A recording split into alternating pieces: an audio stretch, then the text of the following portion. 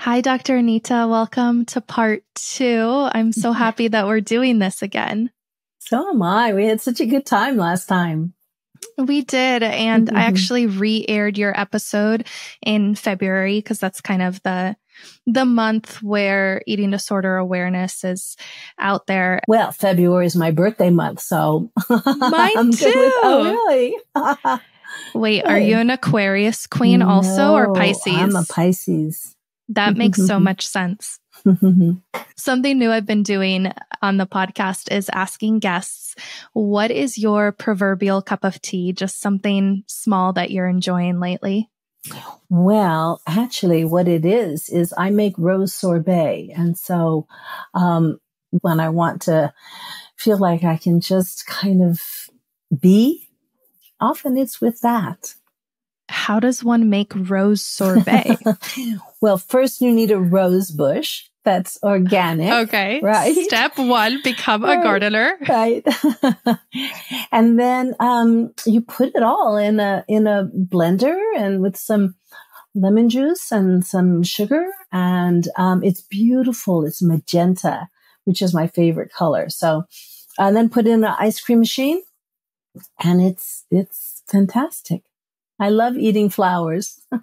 That sounds delicious. Did you say you put the roses themselves or how do you get them? Oh yeah, it's the roses. You can eat that? Yeah. So I have an edible flower garden, so that's kind of my thing. I like eating flowers. This is the funnest fact that has ever come from this question. Well, as I mentioned in part 1, we really focused on like a broad overview of your spiritual approach to eating disorder recovery. And today I wanted to zoom in specifically on bulimia and binge eating. And I was listening to a talk of yours at an ashram. Oh my goodness. In the Bahamas, right? Yeah. Just casually at a yogic ashram in the Bahamas. It was probably one of my favorite ones of your speeches and lectures. The reason why I particularly loved it so much is because, correct me if I'm wrong, but I'm assuming your audience members there weren't necessarily those who you explicitly knew were struggling with disordered eating. Is that correct? Right. It was just people that wanted to understand what was underneath it all. It is so spiritual and like everybody eats. Mm-hmm. Everybody eats. Everybody has a relationship with food. You talked about how you lean on storytelling and metaphor, which is like your main approach. And I'm curious from a psychological perspective, how or why does storytelling and metaphors, why did they click in our brains? Mm-hmm. Well, they click in our brains for starters because we are story creatures. We understand things through stories, whether it's the story of our life or a story we've been told by somebody. So our brains over eons have developed particular, they call it story architecture. So our brains are structured to understand things in story. And metaphor is the language of story. And we use metaphor. Metaphor is not just something poets use, right? We use metaphor when we use one thing to describe another that for one reason or another is difficult to put into words. And so with the struggle with disordered eating, sometimes it's difficult to put into words those invisible forces that are driving the disordered eating behaviors and thoughts. And metaphor is the perfect vehicle for that. How did you come to this? Because I've heard from friends and followers who have told me that they've been in treatment centers where it was so dry, so clinical, so like, just eat these meals that we give you. Those kinds of experiences I feel like are common. So the fact that your center offers this very deep spiritual approach, how did you decide on that or land on that? Well, first of all, it started a long time ago. So we're talking back in 1982. there was no field of eating disorders. What there were a lot of people struggling. And I was living in Hawaii at the time. And I was supervising a psychology intern who was doing her doctoral dissertation on the incidence of eating disorders in Hawaii. And every time we got together to talk about it, and we were joined by a social worker who had had her own recovery experience. But she'd had to figure it out herself. There was nobody to help. And so we started talking about this and we said, oh my gosh, there's so many people that are struggling. There should be a center for this. And after we said it for about the fifth time, we looked at each other and we went, I guess we're it. So that's how it began for me. It was really, you created and they come. And girls and women of all ages, all sizes, all ethnic groups, all different kinds of struggle, but all of them struggling with food, eating, and body image in some way. In those days, no guys were showing up. And so I just became really curious. First of all, why was it girls and women? Why was it these particular girls and women? And why was the struggle around food and body and eating? And so back then, very little was known. Karen Carpenter had just died from anorexia. So people knew what anorexia was. Bulimia had just been brought into the DSM. Binge eating wasn't even considered as a thing. And so what I had to do is I had to listen as carefully as I could to the stories of these girls and women that came to see me to see if I could find, okay, what is the common denominator? What is it that even though these are very different individuals, what is driving these behaviors and these thoughts? And so that's how it began for me, was by listening to their stories. Have you personally had any experiences? No, but I should have, because I have the personality. You see, what I discovered is that these individuals were very emotionally sensitive, highly intuitive. But we live in a world that not only doesn't value that, but doesn't teach you how to maneuver with that level of sensitivity. So they thought that there was something wrong with them. And then they went on a diet and they went, oh yeah, I know what's wrong with me. I'm too fat, or I can't stay on this diet. And so that began the journey of the eating disorder. That's my personality also.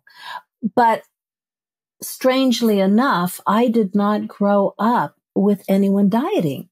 I grew up on the island of Guam in the 1950s and 60s. And people weren't dieting then. And I remember thinking, did I miss something? And I was talking to a friend of mine who we grew up together. And I said to her, I said, hey, do you remember, were our mothers dieting? She goes, no, nobody dieted. And I went, that's what I thought. So I think that's how I was able to just miss that, because there was no dieting when I grew up. You figure this was shortly after World War II. And during World War II, the island was occupied by the Japanese military, and it was a very brutal occupation. And food was very scarce. So food was something you were lucky to come by. People were trying to survive. They weren't looking in any mirrors. There weren't any mirrors. So it was a very different era. And Guam was about maybe 10 to 15 years behind the rest of the U.S. So dieting just wasn't a thing. If you go back 100 years ago, you're not going to find a lot of dieting. I grew up at a time where people were just happy to be free. That's really powerful.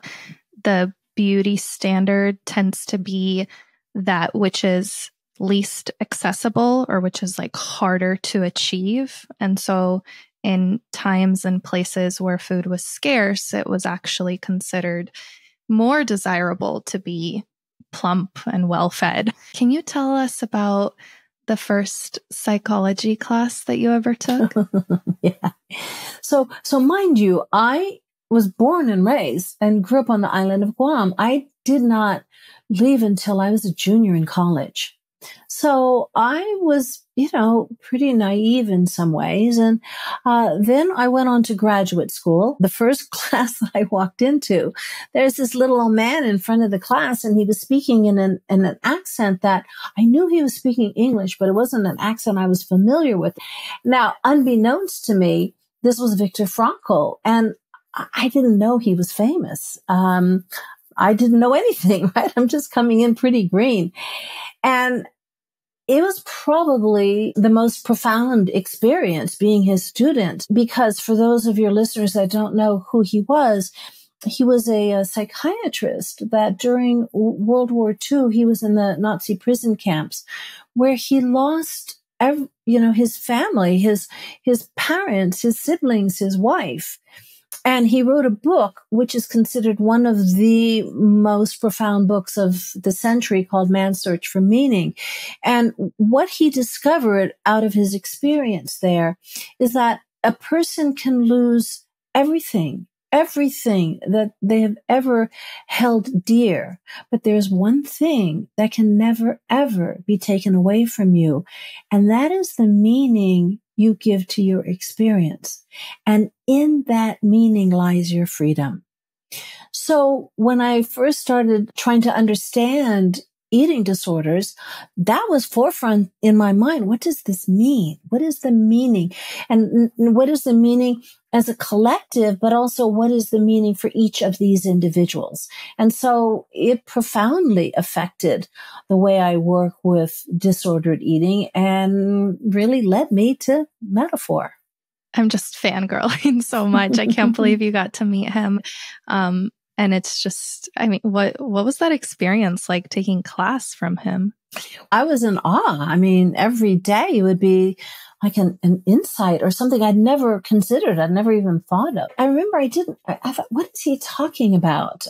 Because he was talking about, amusement parks. And then I started to realize, he's talking about, how people are looking for meaning, but in these very shallow ways by accumulating things and not appreciating that it's a much deeper endeavor.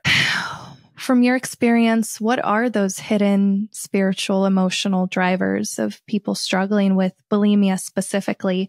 And then I'd like to ask you the same question about binge eating, if they're different. Yeah, you see, I believe that there isn't that much difference when you go that deep. The fundamental issues, I think, are the same, which is, again, you think of someone that's born very emotionally sensitive, highly intuitive, but they don't know what to do with those emotions because they're rather intense and they can be overwhelming and scary and painful. And so the eating behaviors can take different forms, but ultimately it's an attempt to stuff, as in the case of binge eating, or purge, as in the case of bulimia, or restrict, as in the case of anorexia, emotions that you don't know what to do with. So, for example, with bulimia, though, when you are emotionally sensitive, highly intuitive, you're what I call thin-skinned. And one of the problems with that is you tend to absorb other people's feelings. So the eating behaviors and thoughts are an attempt to, like I said, either stuff or purge or restrict feelings that either aren't yours or are overwhelming for you. This makes total sense. And I really see myself in that. I host retreats for women. And one question that I had asked in our sharing circle is, what's something you don't allow yourself to feel? Mm-hmm. And one quite profound answer that I heard is anger. Oh, yes. Specifically with female anger. Mm-hmm. I think that's something that's not allowed. It's kind of an interesting thing because we do live in a culture that discourages those who identify as female from expressing anger. It's interesting, though, that guys are discouraged from expressing more tender feelings. So, they don't have it any better. But at any rate, we live in a culture that is so literal that it doesn't understand invisible things, right?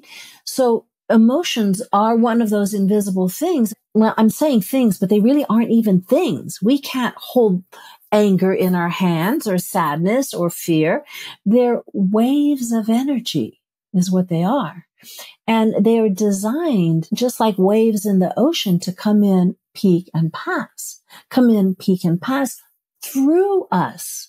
But we don't know this. So, for example, with anger, we don't know how to let it just move through our bodies and go on its way, especially if you've had experiences that have linked anger with violence or anger with cruelty or distorted anger, which is expressed maybe passive aggressively. So what happens is we go, whoa, I don't want anything to do with that. And yet anger is a really important emotion to experience. For example, one of the things that anger does is it lets us know if somebody is trespassing. If somebody is acting as though our physical or our emotional or our mental or our spiritual space is just someplace else for them to walk or hang out. So when someone tells you that you shouldn't feel what you're feeling, or you shouldn't think what you're thinking, or that your spirituality should be a certain way, or if they touch you when you don't want to be touched, anger is what alerts us to that. It's anger that lets us know a boundary has been crossed. So it's a very important emotion to have. Once you learn how to work with it and work with the energy of anger so that it can inform you about how to respond. I wish I had you to hear this when I was little. And for those of us who, like I said, are maybe doing that post hoc analysis and healing, what are some ways that we can effectively feel, heal, process anger specifically? Because I really see the way it relates to bulimia and binge eating. It's this like really intense, and anorexia too. It's this like intense self-punishment. Mm-hmm. Great question, because I think, and I've seen thousands of people totally, completely recovered, period. I don't care if they've been struggling their entire lives and they're now in their 60s or 70s, or if they have the most severe eating disorder you could possibly imagine. I've seen total, complete recovery. However, I've never seen it without the skill of assertive communication, which is exactly the skill you need to express your anger in a way that honors your experience, but also honors the experience of another person. So with assertive communication and anger, it involves the ability to identify, accept, and express your anger in a way that is respectful of you and respectful of the other person. I believe so strongly in this that I created a formula that a person can use to learn this language. And ideally, you learn to express your anger when it's in its milder forms, because it's easier to handle then. So when you're feeling irritated or annoyed or frustrated before you become enraged, right? Because it's, when you're enraged, that energy is so strong, it's really hard to work with it. So the idea is to recognize it early on and express it early on by communicating assertively. That reminds me of a similar approach that you shared with us in part 1 of nourishing our bodies. I watched this clip so many times that I have it memorized. You said, "What's the physical sensation of feeling hunger?" And a lot of people say they feel their stomach growling or they can't think straight. And you say, "No, that's not hunger. That's famished." We need to learn to honor our hunger before we get to that point. It seems like emotions are kind of the same way, which is how it all connects. Exactly. Yes. But sometimes we don't recognize it until it's boom in our face. And it's like we want to rip someone's head off, and we're horrified that we want to rip someone's head off or say mean things. And that's where I think it's important to have a place to dump it. And I recommend when you're feeling furious, when you're feeling enraged, go to your journal or whatever device that you might write on and let it out. And you might even write an FU letter to whoever it is that you're angry with. This is not a letter you ever send. Okay. Its purpose is to get it out of your body, to get it out of your system. And you can say, and another thing, and then you did blah, blah, blah. And this really upset. I mean, you just go on and on and on and on and on. So you dump it. And then you go back. And now you want to see if you were to assert yourself, how would you do that? Now that you've just dumped it, you've spewed it onto paper, nobody's going to get hurt, right? And then you can go back and you can say, you know what? Put it in the formula, which is first you find what are the facts. When you said that you were going to call at 7 and didn't call until 10:30, these are the facts, right? Not when you ignore me like that. It's like, no, what were the facts? The ignoring is your interpretation already, and we will get to that. But you start off with the facts. So when you say you're going to call at 7 and you don't call until 10:30, okay, what's the feeling?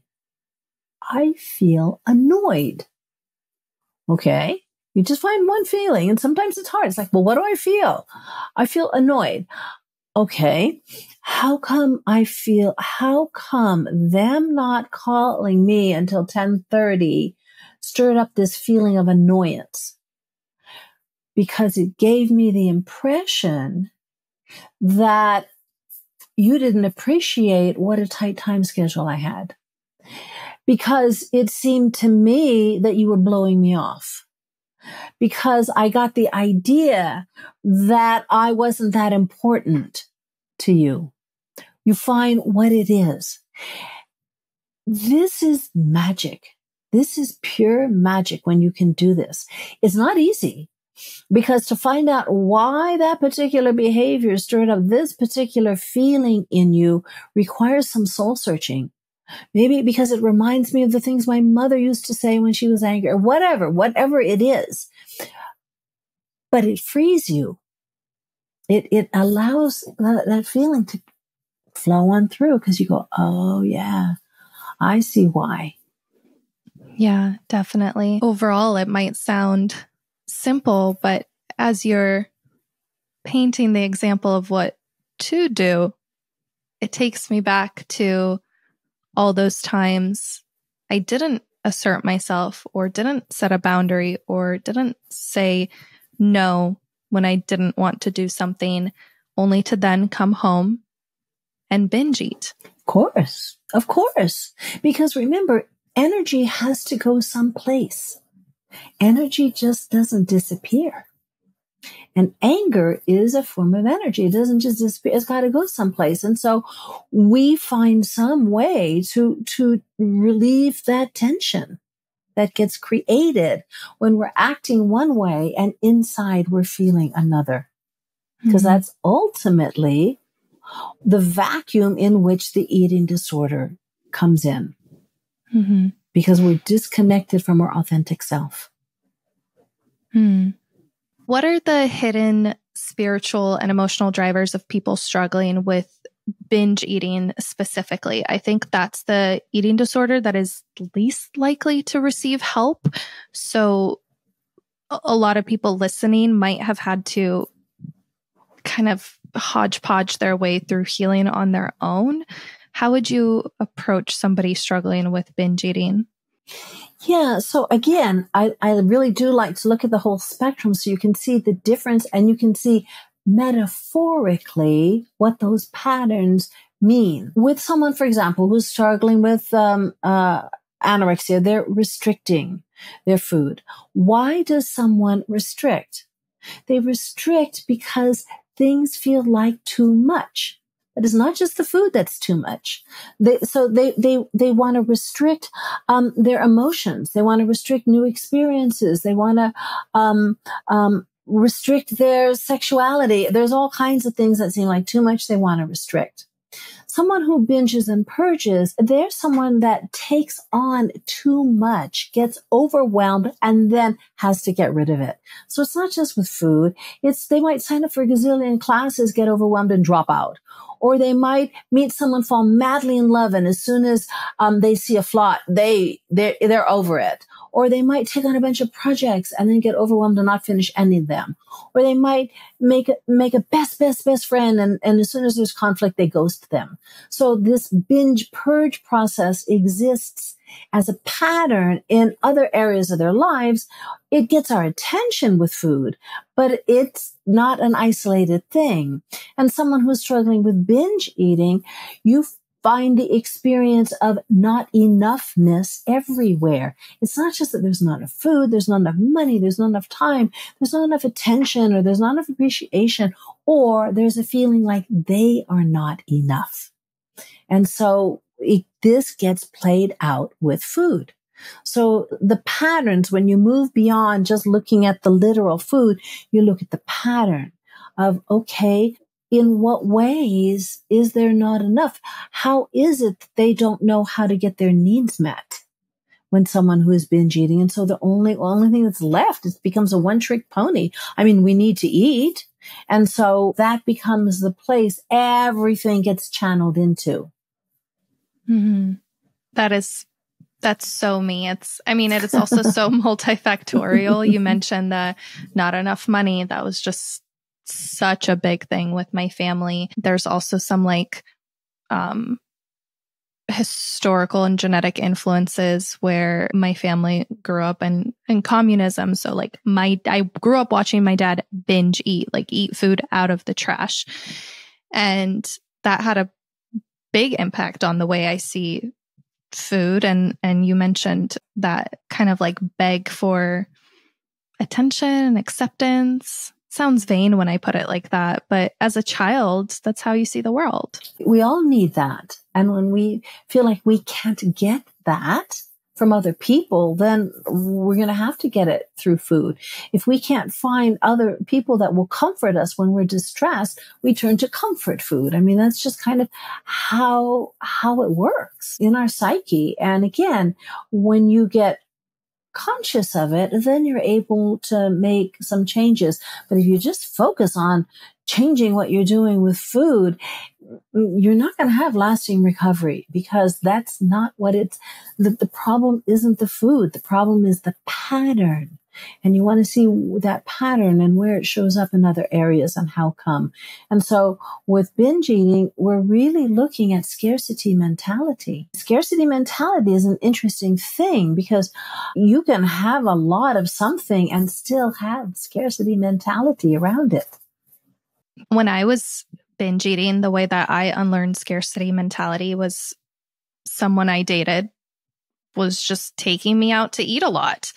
And over the course of a year and a half, eventually, I think that was one of the things that helped me realize that I'm lucky enough to say that food will always be probably more or less accessible. So it calmed my nervous system. For somebody struggling with binge eating, how can you unlearn that scarcity mentality, or unpack these unconscious layers? Are there concrete practices or something that you recommend we can start with? Well, you begin with the awareness that it really isn't about food. It's about not enoughness. And so you might want to say, okay, where in my life do I feel like I'm not getting enough? Where in my life am I not getting enough attention or enough appreciation? Or where am I not getting enough connection with my spirituality? Or where in my life am I feeling like I'm not getting enough excitement? Everything is boring for me. Where in my life is there not enough? And in the beginning, you go, yeah, well, I don't have enough affection, but where am I going to get that? I don't have a relationship in my life with someone who's affectionate. Well, that's why you're not getting enough affection, right?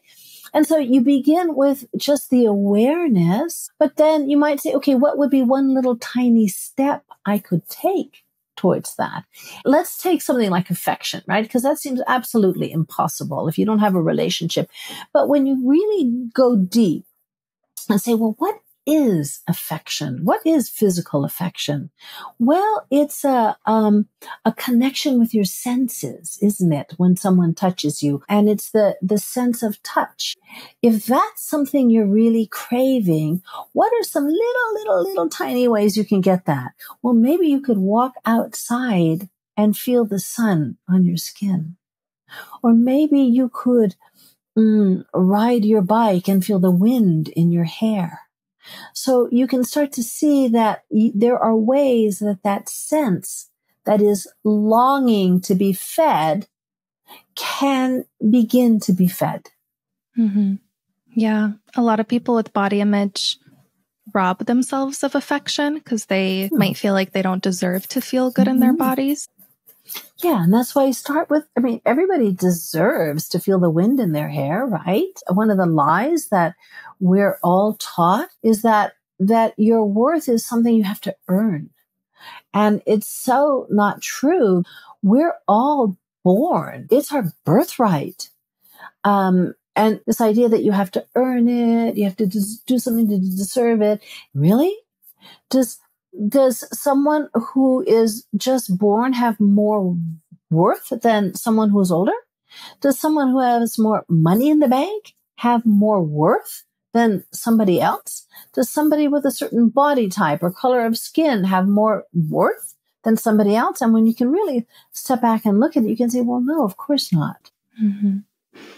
If you could rewrite or maybe amend Eating in the Light of the Moon, which is a book that I incessantly recommend to people. I actually just saw a comment on that lecture, the one you did at the ashram, and somebody wrote that your book changed their life in 2008. And that was like 15 years ago. I wrote that book it first got published in 1996. Okay. So some of the stuff that I think that I would emphasize that I really didn't would be more of the diversity kinds of things. I mentioned it a little bit, but not so much. So I think I would really do more about that. I do in my course in the Light of the Moon Cafe, my New Crescent Moon course, we really get into different body types and our lineage and understanding that.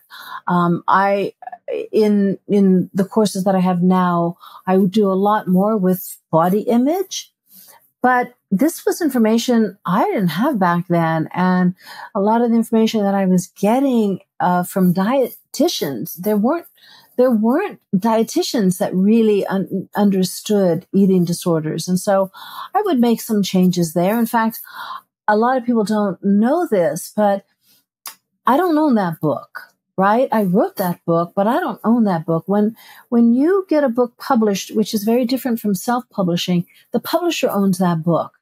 So I have wanted to make some changes, but the publisher hasn't been agreeable. So there's nothing I can do. So yeah, there's some things I would change. Yeah.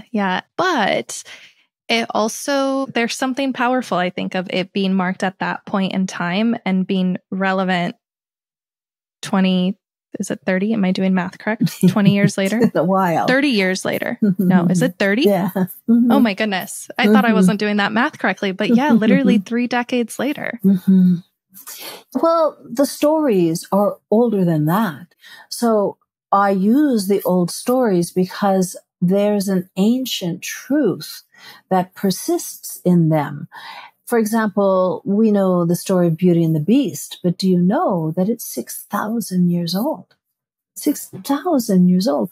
Why is that? Why would that story continue to this very day? And there are children nowadays in 2025 that are still enthralled by it.